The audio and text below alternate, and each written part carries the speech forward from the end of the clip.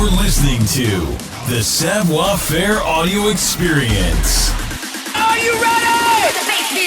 The Savoir Faire experience is your guide to everything that has to do with lifestyle. From dating, rides, style, and entertainment. All brought to you by the editor of Savoir Faire magazine, Robert White. Anything goes on this audio experience.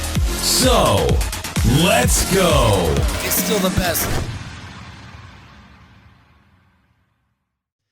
All right, guys, welcome to another episode of the Savoir Faire audio experience. Thank you guys for listening, following, and sharing. Really appreciate the engagement and all of the love that you guys are showing to the podcast. Another great interview coming your way. And again, another great musical artist to interview and talk about music, which is a big topic for us. I love it so much. It's a personal piece of me, too. So Dina Renee is here. Hello, Dina. Hi, how are you? I'm doing great. You and I are both a little hoarse today. She's been singing too much. My voice, like I've nothing been comes talking out. too much. Yeah. So this is going to sound lovely for those that have to deal with listening to us today. But either way, it's really cool to connect with you. Dina's been doing music for a really long time. You've got a great following. You have a ton of music out. I was doing a lot of deep research stuff today to listen to your music. You really have a great writing style as well, and I was really kind of impressed with everything that I was listening to and kind of seeing that you've been doing. So I'm excited to go down this rabbit hole and just talk about music with you, but I wanted you to kind of lead the conversation a little bit here and just let me know a little bit more about how music became part of your world. So take me back to like the very beginning of Dina Renee and like how all this stuff came to. I think probably I just remember being like maybe 3 years old and kind of watching my sister sing and dance around. She was like 5 years older than me. And like I was just like, mesmerized by her because she was such a good singer. She could sing like Mariah Carey, I remember. And that's who was my first favorite singer was Mariah Carey. And I remember listening to just headphones. My dad had those like Sony recording headphones. And I remember I would have those on all day long. And I was really shy. And I would just like sing as loud as I could, like I guess from age like 3 on. And I thought nobody could hear me. And one day I found out people could hear me because I couldn't hear myself singing. So I would just sing as loud as I could. And I remember one day I was on an airplane and this guy looked so annoyed. And I go, oh my God, I think people can hear me singing. So I was very embarrassed. And and then I started kind of teaching myself by ear how to play piano. I remember I taught myself like Twinkle, Twinkle, Little Star. That was like the first thing I taught myself. And I kind of realized I had an ear for music because my sister's piano teacher was like, I've never seen a student that has learned everything by ear that really wants this and like has, everything that you need to be a musician. And, that was kind of the moment where, I kind of realized at least like maybe I could do this, but I was also so shy about my voice that I always sounded, the first time I heard Britney Spears, I thought it was my own voice. I remember hearing her on the radio. And I thought my brother and sister had found, like I remember I had a Fisher Price tape recorder and I would record myself singing and I would hide in the closet singing songs. Cause I was so shy.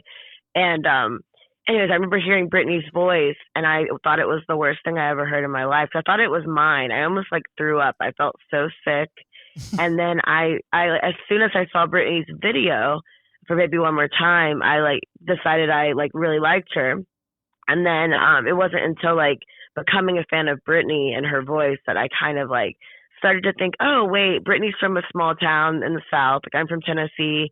I was like, her mom looks like my mom. I'm like her family's like my, I'm like, maybe I could like, and she looks so happy being a singer. I'm like, maybe I could, this could happen for me too. So I kind of compared everything to Britney and was, very much like at 21, I was like comparing. I'm like, oh gosh, Britney has done so much. So I would think like, kind of compare everything to her. And it wasn't until, college after leaving, I came out to LA. I studied abroad and I ended up subleasing a girl's place that lived in LA for a month. And if it wasn't for Britney, I don't think I would have really pursued music because she really inspired me so much. And I never tried to sound like her voice, but people always would say that I sing like her. Hmm. So it was kind of like she made me like my own voice in a way without even realizing, I guess, that like we kind of sound Mm-hmm. similar. But Yeah, so Britney yeah, has like a weird all kind of odes to Britney.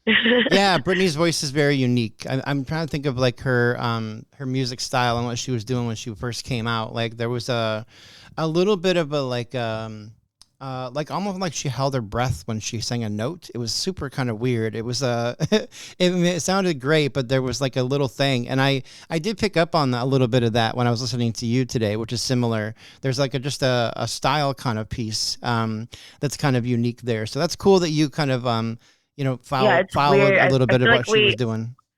well, it was like I never tried to sound like her. It was just the weirdest thing. Like if you even hear video, like before I even ever knew Britney, it was like the same tone in a weird way. I think it Yeah. could be because we both, grew up. We both loved Mariah Carey, so it's like I don't know. Like it's a weird thing. I guess, like her influences were kind of the same as mine. So I don't know if that has Mm. something to do with it, but yeah, till this day, like I would love to write for her one day, and because I just feel like every song she's ever put out, like we're very much the same. Like I'll go on her Instagram and she would have bought like the exact same dress from a random website that I bought. I'm like, that's weird. Like are we the same?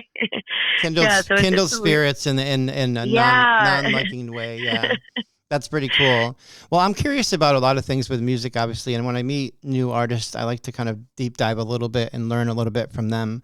So one of the big things that I like is just kind of diving into songwriting, really, and understanding where lyrics are coming from and how you kind of think around a song. So can you give me a little bit of your life perspective and how you write music and what kind of things inspire you? Um, Honestly, I feel like heartbreak has always been one that like inspires me. Like I kind of will only write if I know it's for a reason. Like if I'm like, okay, I'm about to go I need to write this song today because we're in the studio. Like I kind of like it happening. Like sometimes I'll go to the studio and the producer will make the track right around us, and I kind of like that.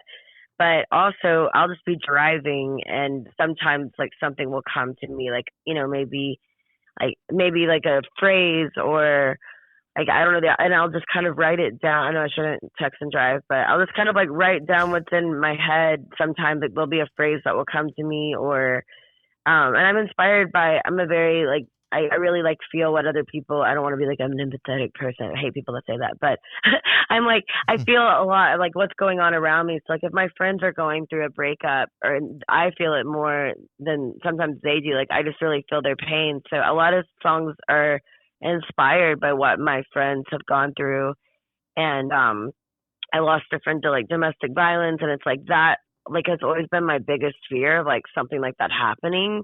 And so Mm. I've always like I've gone through. I'm kind of like a matchmaker with my friends too. Like I love to like I love helping people find the right. Because I know so many different people, and it's funny. A lot of my friends have actually like met the one that they're with like through me, so it's kind of cool. But Okay. yeah, I think I don't know. I get inspired just by like I think heartbreak. Honestly, I think that's what inspires me the most.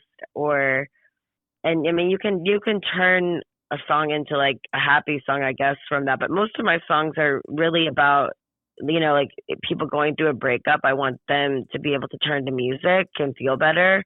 Because when Mm-hmm. I'm going through a breakup, I'm like searching for that song that will like be like, oh, this is why they did that. Like I don't know.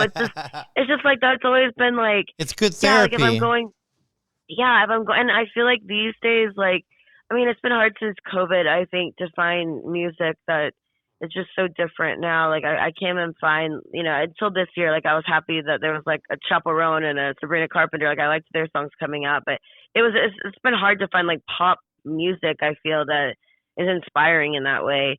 Like, the Mm. lyrics these days, like, aren't as deep, I feel like. So I So try when to, you talk about yeah. like heartbreak and love and things like that, do you kind of feel like those are, I mean, those are your things that you love? So you write about those things, like that's kind of the inspiration of most stuff, or do you Yeah. look at other situations? Like, we're going to talk about your new song "Glow Up" here shortly, but when I was listening to the lyrics about with the song this morning, you have a very kind of cool twist to this. It's not what people expect when they hear the title or see a title, and then they listen to the lyric and it's completely different. So how are you kind of like bending and shaping these songs that you're writing too, so that they're not just kind of the normal love song, that these are, they're unique and they become kind of a part of your branding?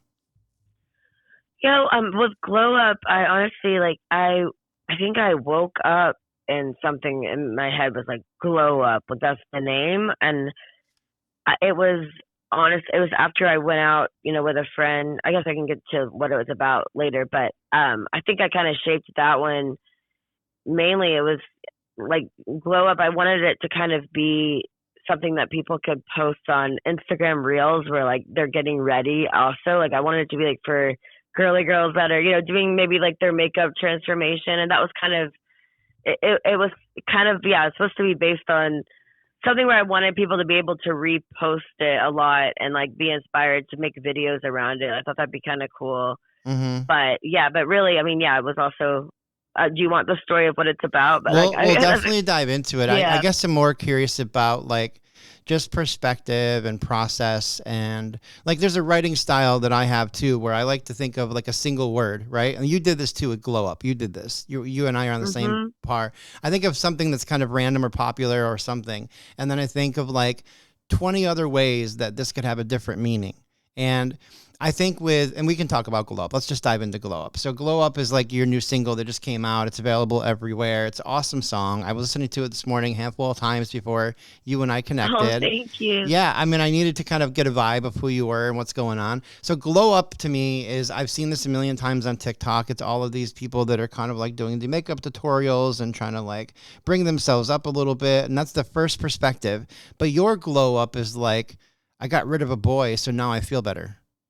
Right. Yeah. No, and I think originally I was trying to make it the first thing that you said. Yeah. But then I guess my writing style is like, I talked to my co-writer and we write actually over Zoom, and she was just like the coolest person ever, and she just really gets it, and she's awesome, and she's almost like better than a therapist in a way. Like she just is so she's so great to talk to, and she's just brilliant. Like the way that she can turn something, like help me to put something into a song. And I think what happened was I told her, I was like, I want to write a song called Glow Up, and then I was kind of telling her like what's been going on, and like I think that was kind of like the process is like I was telling her how I had gone out with a friend the night before and how like I finally went out. And that's how like we ended up turning, the song into kind of like what I was going through at the moment. So I think that's kind of my writing style is I write songs as like a form of therapy of what I'm going through at that exact moment. Mm-hmm. And I make that into a song, Yeah, that makes sense. Otherwise it's like I won't even be feeling, like I don't want to write about something I'm not feeling at that moment, I guess. Right. Well, then you end up kind of writing songs that become kind of a eulogy in a way, right? Like they're all different phases of life, different pieces of life, and then they become. It's so true, yeah. Yeah, it's like your own era. It's funny. I was supposed to perform at an event on Saturday, and the promoter was like, "Oh, I like this song," and he picked out my very first single, "All in Front of You," and I'm thinking, and that was 10 years ago. I'm like, I'm in such a different place, and I was like, I don't think I'm going to sing that. But it was just funny because like, I like this song and it's stuff, but people actually still will say that they like that song. But in my mind, I'm like, you know what I mean? I'm like, that's such a different place in my life. Like, I'd rather sing something that's like newer, that like, feels more current of what I went through. Right. Yeah. You want things that are kind of relevant now, obviously, when you're writing and releasing some stuff too. But I mean, you got to think like Taylor Swift and some of these other artists that have been out, they're singing their original stuff still to this day. Oh, so you got to keep it all fresh, For sure. But, I think it's also like their songs were hits, and it's like, it's hard to get a hit song. It's like when they have that hit song, it's like they have to, they have to sing it, but I'm sure they're sick of it. But it's also like, they kind of have to give respect to that song because it got them where they were. So it's like, it's kind of different in a way because it's like, okay, well, this song did get me So I guess I'll, ode to this song right now. Yeah, it's perspective, I think. When you But get yeah, old there's songs that you've done like 10 years ago, like in your situation, the idea is to keep them on the roster, but like change them up a little bit so that they vibe the a little bit. production. Yeah. Yeah, the production has just gotten so much better that, you know what I mean? Like, I just, like, it'd be hard for me to want to sing back because I'm like, I feel like, the production's a little outdated now, Mm-hmm. So. Yeah, that's understandable. That's very cool. Well, talk to me a little bit more about this song "Glow Up." So I got an idea of what it was. Originally, you wanted to kind of create it like a glow up song for TikTok and influencers to kind of grasp onto, and then it sounds like you Yeah. had some personal things going on in life, and your songwriter friend is the one that kind of led it into this like really cool I am woman, hear me roar type of vibe. So, Yeah. which is kind of unique, but like you said, the glow up idea just kind of came to you. Was that kind of a simple little thing that you just woke up to, or was there something that triggered that? Yeah, I think like there's always like this inner voice with me. I don't know if it's God or the universe or what it is, but like even when I was a very small child, like the same voice was like, "You're supposed to do this one day," and I was like, just a weird thing. I feel certain things, and I remember just feeling something that was like glow up. I'm like, okay, so that was that. I can't really think of another song. Well, maybe like worst case scenario. But I'm trying to think of like there's a few songs I've written recently where I'm like, it'll come to me, but yeah, that one, I think because I was thinking that would be a really cool, what we were saying with like the influencers and everything. That'd be a cool like repost of a song.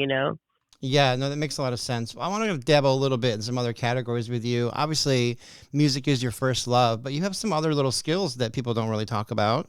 You have a little bit of acting. I think I even saw you on a comedy video. Talk to me a little bit about Yeah. some of those things too.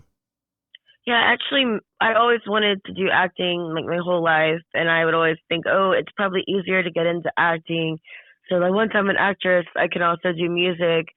And then I moved here. I was like trying to do acting for a very like maybe a few years, and my mom got really sick, so I would go back and forth to Tennessee, and of course I would start booking stuff like every time I would go back home. So, Mm-hmm.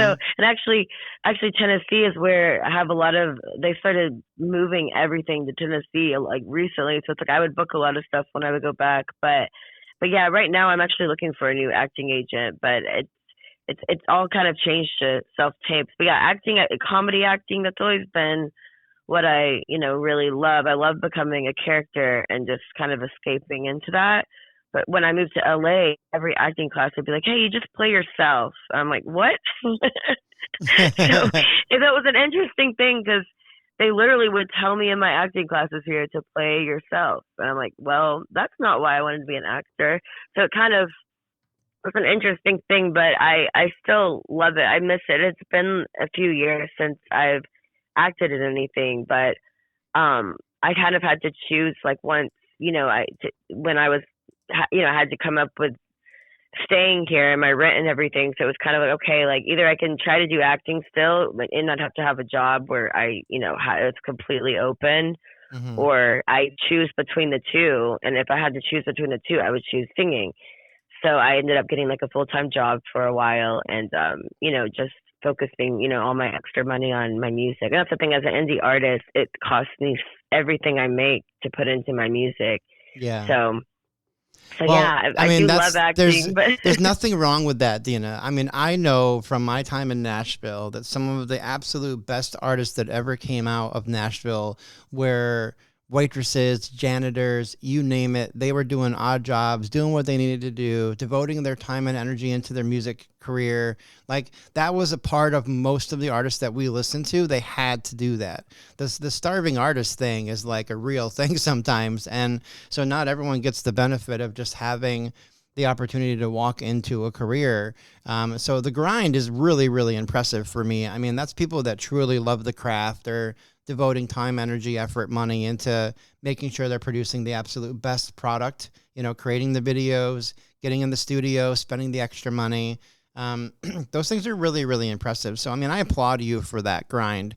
I think that's super, super thank you. cool, actually. Like, don't let that be a discouragement ever. In anything that you do, not just you, but anyone listening to, like, sometimes you just have to devote 100% of your energy into something. And if you have to do something you don't like to kind of get by, then you Right. do that. You know, the grind's important. Yeah, for sure. Yeah, very cool. Well, what's going on with you in 2025? Where are you going to be playing? What's new for music? Like, talk to me about what's happening in your world. Yeah, so I'm honestly trying to perform a lot more at different like events. I have a few shows coming up. I have maybe 6 or 7 more songs I'm gonna release. So I'm hoping to find, a label to work with. It'd be really cool to release my songs, through like indie labels would be great. And yeah, just release a lot more because I know, the last 2 years I was releasing, one song at a time for a long time. So I really want to Mm-hmm. like one song a year if you look at my my catalog. But now I want to release one like every few months. Okay, And cool. I just had my single release party for Glow Up 2 nights ago, and it was awesome. It was like a whole Hollywood event at Zero Lounge. It had red carpet, pink carpet, and press. It was really cool. I liked having like an actual event for it. So I want to have more really fun single release parties where people can come and just kind of experience like the world of my single and yeah, and like live performances and maybe a music video or two. Yeah, I I know like now it's all that. short form comment, Yeah, very cool. So but people need to go find you. Dina Renee, DinaRenee on Instagram. Also, yeah, and I also DinaReneeMusic.com, right? DinaReneeMusic.com. I need to update my website, but yeah, it's and then basically I'm more active on Instagram. Okay. So that's my Instagram is Dina Renee. And yeah, and I wanted to say kind of how my song came about, Glow Up, like what it was about. Just to anyone that wants to listen to it. I didn't really, I don't know if I explained what it was about. Is that okay if I Yeah, say what go it's ahead. about? Go for it. Yeah, I'm Yeah. down. So basically it was written, I had gone out with a friend and I was going through a breakup and both of us were going through a breakup at the same time. And I hadn't seen her in a year, and it was really hard because I knew like she was probably in like a toxic relationship, or I didn't know what was really going on, but it was odd. I hadn't seen her in so long, and she was like my really close friend, and I was really sad. I was in bed for like days crying over this breakup, and she ended up texting me, and I was like, okay, like clearly I need to hear like what happened and why she disappeared for a year and probably in a relationship where the guy probably didn't let her go out or something like that. You never know. And it was ended up being that. And this guy pretty much would not let her wear certain things, would just put her down completely, just everything like that. Like everything I heard that he did. That's what really inspired a lot of the stuff I wrote in the song. Mm. And then because my relationship, was longer than a year, but hers was a year at the time. And and yeah, so I got like all dressed up and like wore a sparkly dress and like my boyfriend ex at the time, like he hated sparkly dresses. And so we went out together and like I remember like looking at the photos that we had taken and like I hadn't even been inspired to take photos and I've always been someone that like loves to take photos. Mm-hmm. And I remember like just seeing like this like sparkle in my eye in this photo. It sounds so corny, but I remember thinking like, wow, like that's so weird. I looked back at like old photos and like I feel like my eyes were like dead. That's so strange. And so that's like where that line came from. It's Hmm. like lost the sparkle in my eye for a year of my damn life in the song. And it was kind of a situation where I felt like, finally, like we feel like getting dressed up and going out, and it's kind of a situation where, we don't need this person anymore to bring us down. And yeah, it was really inspired by my friend's relationship and also mine. So it wasn't for her going through like the most toxic relationship I've ever heard of. And you know, I felt so horrible about what she went through. I was like, I need a song for like people the story of like what she went through is what so many people and what I went through years ago. It's like everyone's gone through a relationship like that where they can't even be themselves anymore and they Mm-hmm. just lost themselves. That's like why the bridge is like, I'm more me leaving you behind, because like I wanted to tell that story of like, hey, like you don't actually need this person that's going to take away your sparkle and your shine. It sounds so corny, but that's really why like it's called You're Glowing Up from being out of that relationship. And so I wanted whoever listens to the song to realize you're better off. Like you're like that person was dimming your light and you didn't even realize it because you were stuck in it. So like the glow up is like, be happy that you left that person behind and you can feel better now and you can go out with your friends and actually be yourself. So that's like what the real message was of the song.